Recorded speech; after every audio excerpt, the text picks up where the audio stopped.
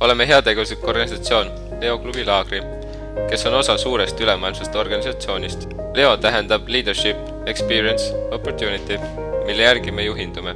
Oleme korraldanud lapsed kooli projekti Selverites, pimedatega folgil käinud.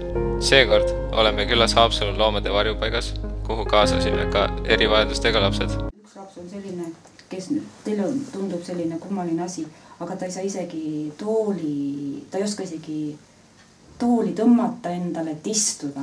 See on mina jälle õpetama, et kuule tõmba nüüd, võta ühe käega, et istud. See on niisugune eriline asi.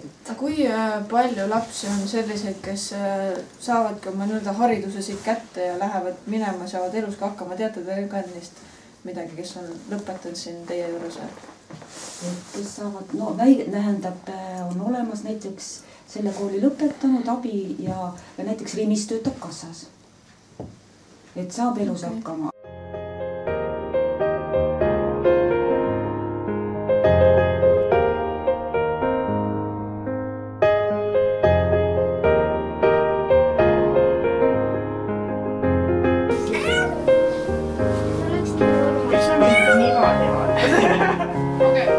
Mina olen Kätlin.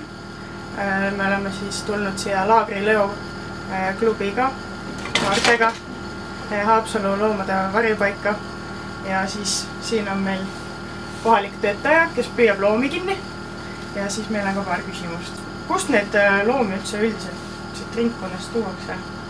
Need kassid on selle koha pealt, kui linn tellib vanad majad või eramajad ja siis ma käin puuriga ja püüan neid. Linn või siis inimesed tellivad, et kui hulku kass on ja kui ta korra süüa saab seal juba, siis ta jääbki seal käima. Ja mille pärast inimesed tahavad lahti lõpuks saada, kuna nad ju käivad ja lasevad või vastu seinu ja selle pärast. Enamus on linnas sees, aga linnast väljas ma ei lähe käia. Ei käia. Koerad, mis ma olen siin toonud on, mis ma olen toonud maalt ära. Kui tihti te peate üldse käima püüdmas neid loomi? See nädal ma olin iga päev püüdsimas. Koertega vähe, aga kassid on põhiliselt. Aga kuidas nende uute kodudega on, et kas neile leitakse uusi kodusid ka? Me üritame, aga see kassiga eriti keegi tahab. Võetakse, aga vähe on tehtud. Koertega on lihtsam. Kui vanad need loomad siin enam on? Seda võivad mingi koerad võivad mingi aasta ja mõnigi üks koer on vähemalt 5-6 aastane. Aga kassid on siin paari kuus kuni siis ka mitme aastane. Kassid ja koerad on siin sõbralikud ja aktiivsed. Eriti rõõmsaks muutusid nad siis, kui said aru, et viime neid jalutama ja mängima, mis teeb ju igale loomale head. Et nende elu rõõmsamaks muuta, on ka sinul võimalik oma kodukoha varjupaika külastada ja loomi aidata. Helista ja uuri, millest nad puudust tunnevad. Isegi väike jalutuskäik võib paljudki muuta.